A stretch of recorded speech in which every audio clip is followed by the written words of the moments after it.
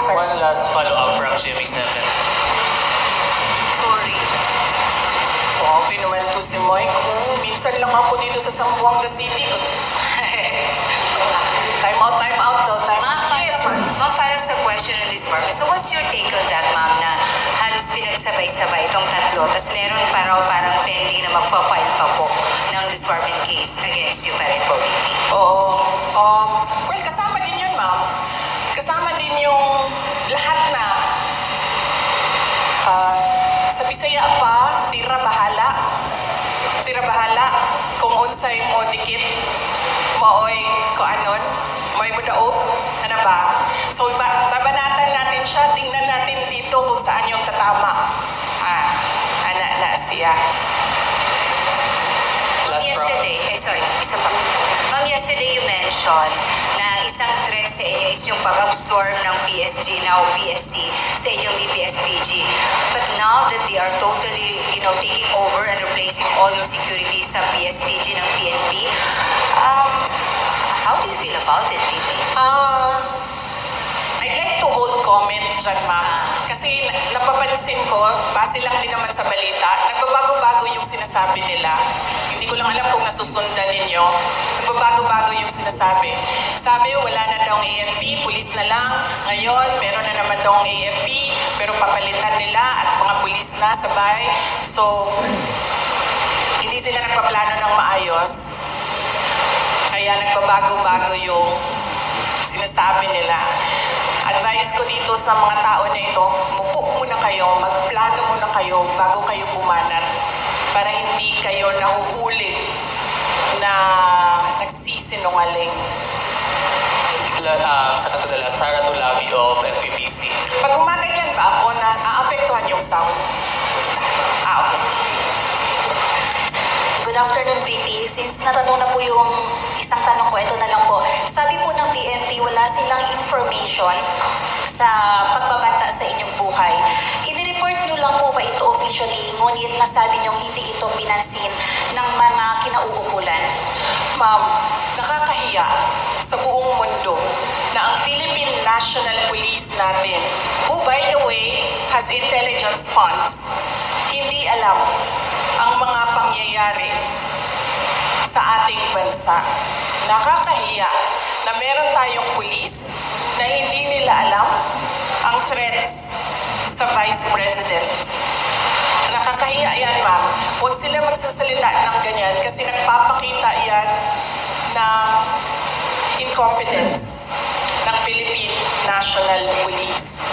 Dapat dyan, kung ako po ay Presidente, Sekretary ng DILG, Chief ng PNP, ang sagot dyan ay, let us sit down and investigate the alleged threats so that we will know if these are true or not. Yan ang tanong. Ayan ang sagot dapat ng tamang tao. Pag-ibig tao na tama mag-isip. Yan ang sinasagot dapat. Hindi yung sinasabing wala kaming alam ng mga threats. Nakakahiya na ang pulis, ganyan. So, ibig sabihin, ang dami nilang walang alam ng mga pangyayari. So, kaya pala, nagkanya-kanya na ang mga kriminal dahil walang alam ang kapulisan. Nakakahiya para sa Pilipinas na naririnig na ang pulis natin ganyan magsalita. Ms. RG Go, Daily Zamboanga Times. Last question po. Yes, VP, magandang hapon po. RG from Daily Zamboanga Times. I would just want to ask po, with what is happening, may satellite office po kayo na mga nagsira din po. No? So, dito, ang satellite office nyo, hindi nagsiservisyo sa Zamboanga lang, pati sa Basilan, Sulu, and Tawi-Tawi. How will you, anong assurance nyo po na tuloy-tuloy yung servisyo with what is happening now po? Yes, ma'am. Bago po ako sumagot, ma'am, may I just say, I love your color green ngayong hapon na ito. Sana siya, ma'am. Yes, ma'am. Halatang halata naman, ma'am. Oo. Wag, ma'am, kasi suspended ka na kaagad bukas, ma'am. Wag ka po mag-green.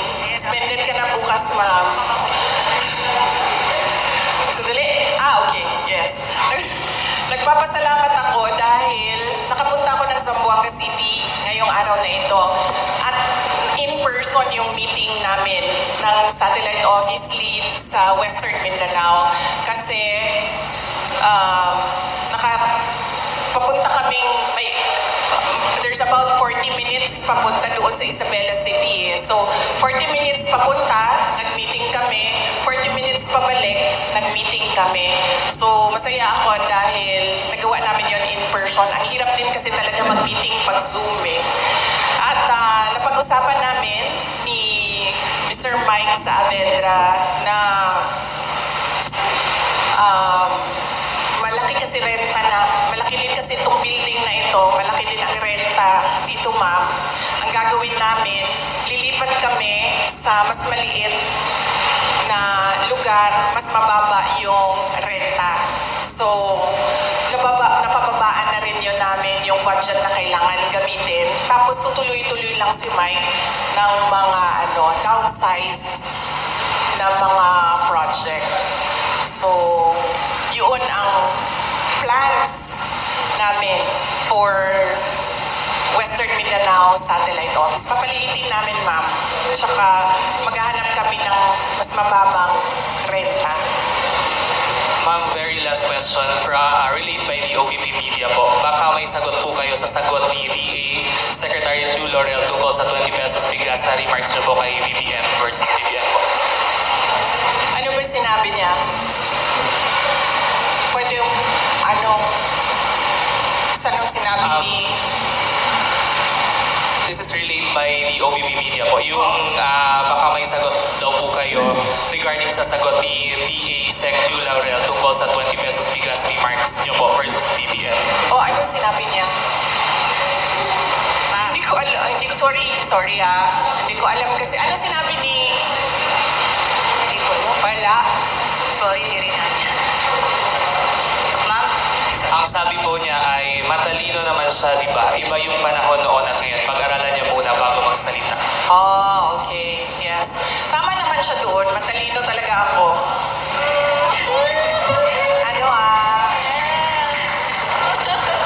Nahiya naman ako. Hindi naman ako nagyayabang, di ba? Kasi siya naman yung nagsabi na matalino ako. So, thank you, Secretary Laurel, for saying na matalino ako. Finally, meron sa administration na nag-recognize kung gaano katalino si Inday Sara Duterte. But, ang sagot ko doon ay, huwag siya yung sumagot. Hindi naman siya si President Marcos. Diba? Hindi ko naman sinabihan si Secretary Laurel na, uy, nasaan na yung pangako mo na 20 pesos per kilo na rice? So, bakit siya yung sumasagot? Ang pangalan niya ba ngayon ay Bongbong Marcos? Diba? Tsaka bakit nagtatago yung presidente sa likod ni Secretary Laurel? Si Secretary Laurel ba yung nagsabi nun? Hindi naman diba? Diba? Naalala niyo ba yun? Nakita niyo ba yung video na yon? Nangangampanya pa, di ba? Di ba siya yung nagsabi?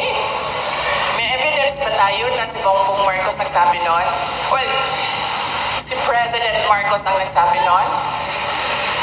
May evidence tayo. So, hindi dapat si Secretary Laurel ang sumasagot. Hindi. And thank you for recognizing my intelligence. Alright. Ma'am, pwede totoong last. Yes. Uy, hindi okay lang kasi minsan lang naman kami magsabi.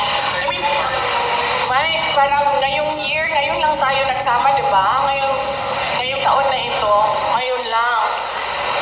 Ma'am, baka gusto niyo lang magbigay ng comment doon sa apo ni Ninoy kasi na-mention po siya. Apo? Apo ni Ninoy?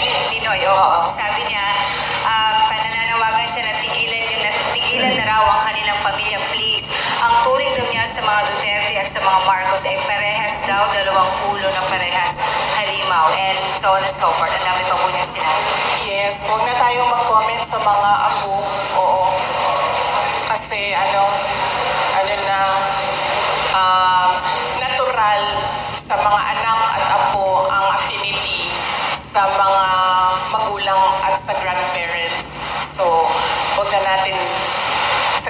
yan.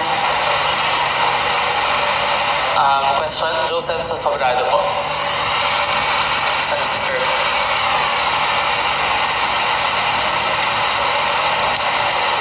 Wala. Any more question? Meron pang isa dito. From Mimi Maravilla. Wala na. Magtanong pa kayo. Kasi nakakapagod yung biyahe. Tapos, walang tanong. Yes, yes, ma'am. So, good afternoon po, VP. What is the Vice President Sara Duterte's current stance on supporting specific political groups or candidates in Zamboanga City as the 2025 elections approach? Considering Congressman Manix Dalipe, the majority floor leader is Sino backed yun? by the administration po. Okay. So, at the moment, no, there was an initial meeting with senator candidates of the PDP party. And I am not a member of PDP. They've been trying to recruit me and I've been telling them that I have to think about joining a party because right now I am enjoying that I am free and I don't have to answer to a political party and I don't have to toe the line of a political party. So I have to think about that. But I told them that I can help you strategize on what to do. Initially, during the meeting, I gave them suggestions. I gave them suggestions on